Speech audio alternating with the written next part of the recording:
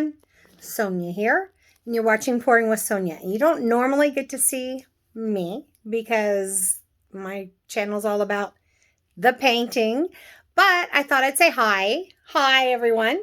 And just let you know, I started these Sherwin Williams. They gave out some color palettes of Enneagrams, so colors that fit your personality.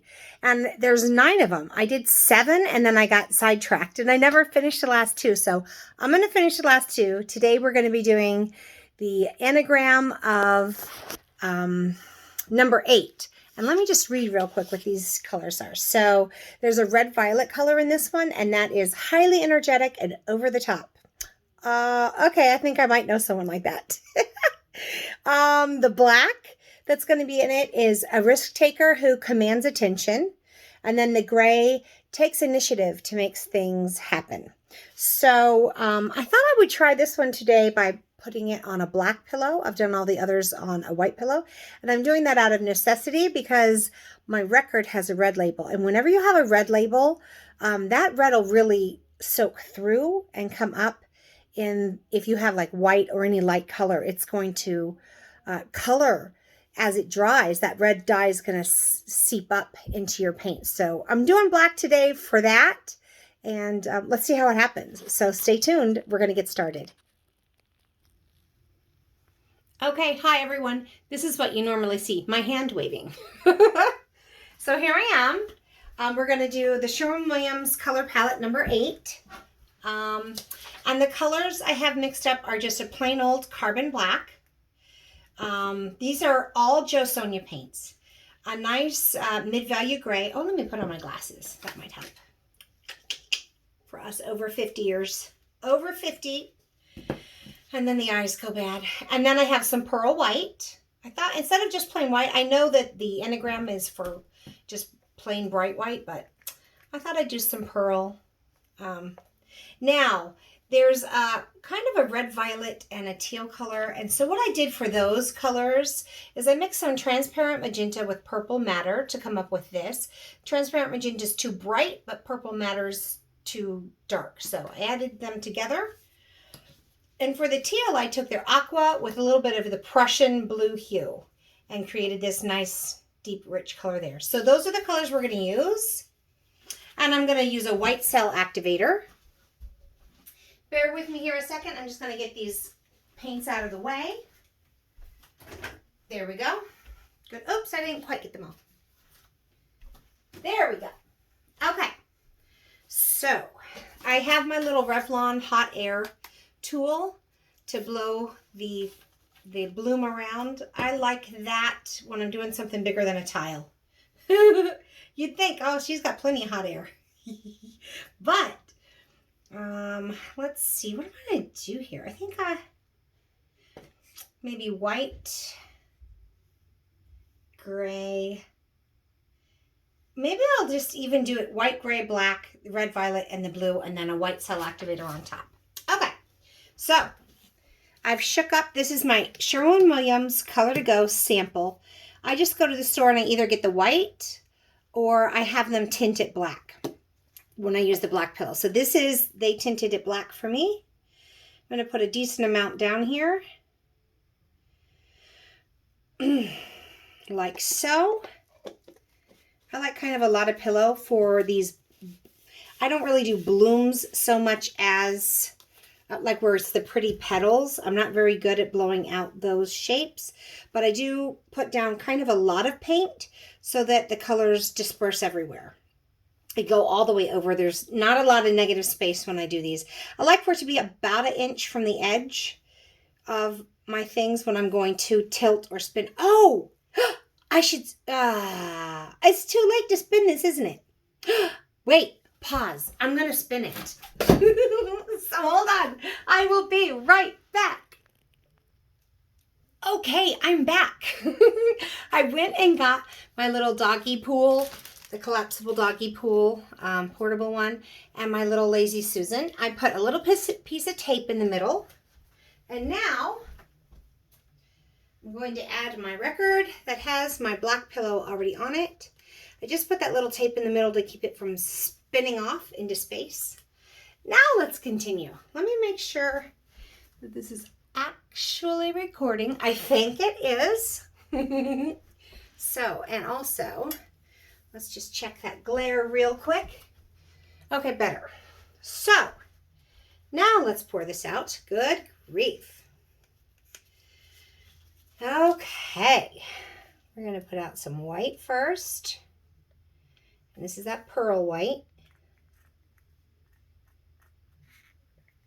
You'll find with this technique you don't need a lot of paint. Like a little paint goes a long way. I don't have to, because I've got that a lot of pillow, I don't need a lot of the colors. So here, that. Now I think we'll do the gray.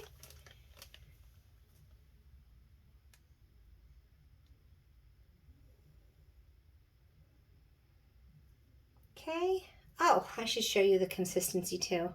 I'm sure that my violet one's a little bit thinner than the others, just because that purple matter is it's a very thin paint.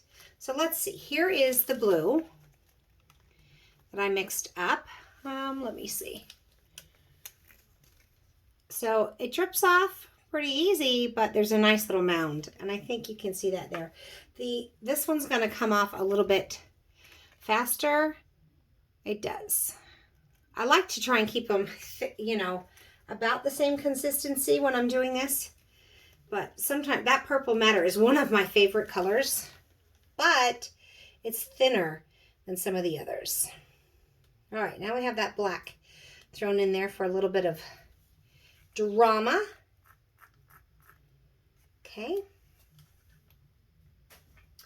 Now, on top of that, we're going to have this fun kind of red violet. This was, again, the transparent magenta mixed with the purple matter.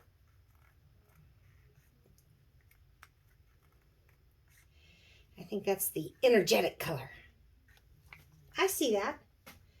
And now here is the kind of teal blue on top of that I mixed up with some of the aqua and Prussian blue.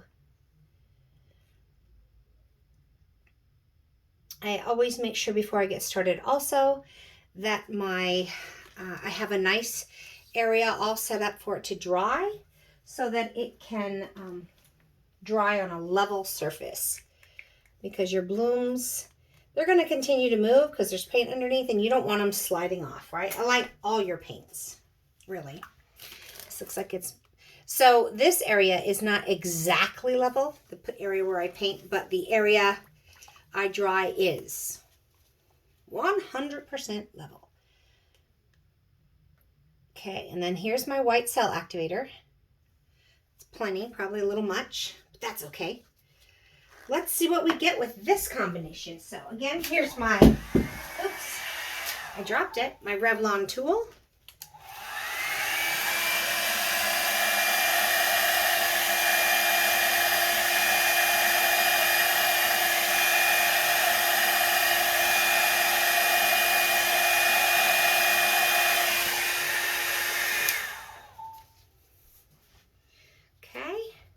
Now you need to be patient and wait for, so because I started in the middle and blew it out.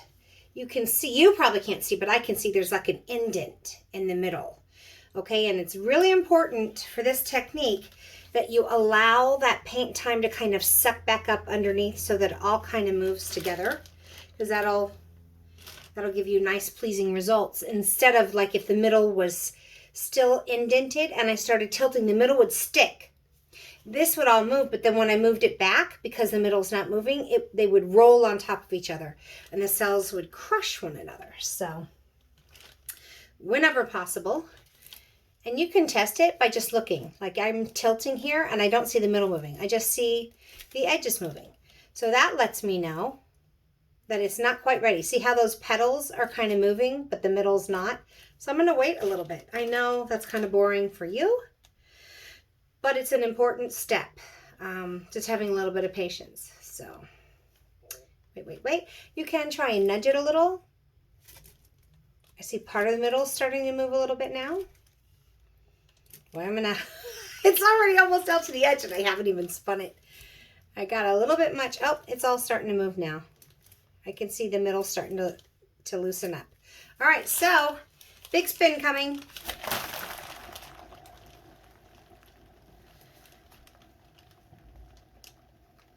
It's always fun to see what happens when it stops. What have I got left?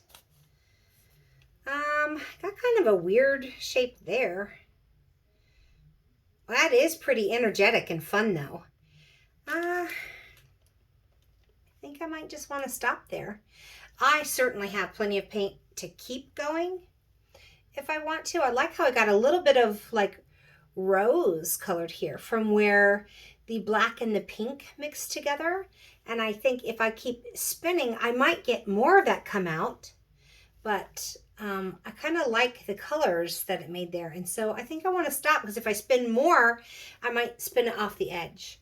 And I kind of like that new color it created. I've got it a little bit all the way around. So that's kind of, oh my gosh, I love this outside. And I don't make skins, but I wish I did now because that's fun and pretty. I'm going to get my little spatula here. And I got some little cups ready. So I just want to lift it off that tape. And now what I'm going to do, I'm going to put my cups down. It's a little hard for you to see the detail if I don't separate it from the Lazy Susan. So I'm going to set that there. And I'm going to, that's kind of fun. That is energetic and fun. Look at me, I'm all excited. I agree with the personality of those colors. Okay, now let's bring this down. And for some close-ups, coming back around here, sorry. All right, so not much of a bloom necessarily. The color goes everywhere, so I don't have petals. That's what I was saying I'm not very good at. I just kind of like that color to spread all over. But do you see this kind of a rose pink that fantastic magenta and black were next to one another? And so they mixed together and created that kind of a softer pink out there.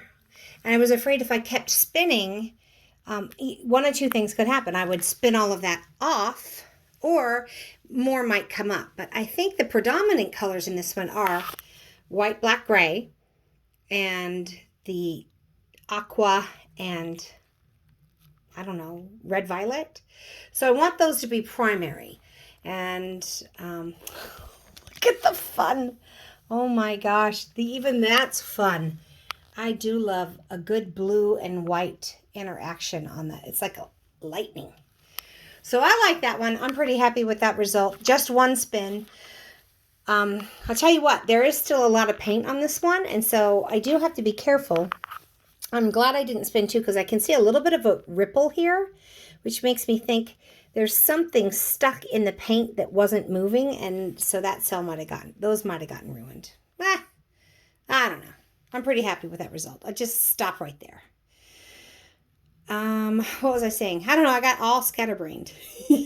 What is the color for the scatterbrained personality? At any rate, I had fun introducing myself to you guys, and until we meet again, have fun painting, everyone. Bye.